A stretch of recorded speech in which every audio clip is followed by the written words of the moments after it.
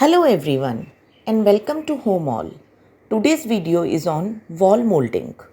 Wall molding is a decorative trim applied to walls to add texture, depth and structural character.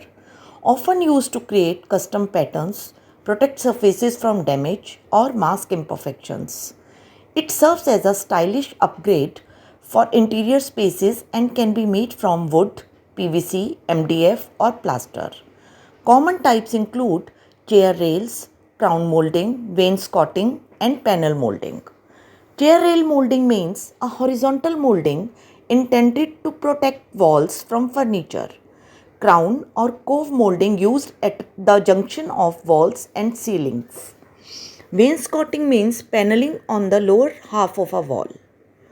Panel molding means rectangular, elevated shapes that add elegance. It is also known as picture frame molding. Another type is baseboard or shoe molding, installed at the bottom of the wall. That's all about today's video. I hope you like this informative video on wall molding. You can leave your comments below. Thanks for watching.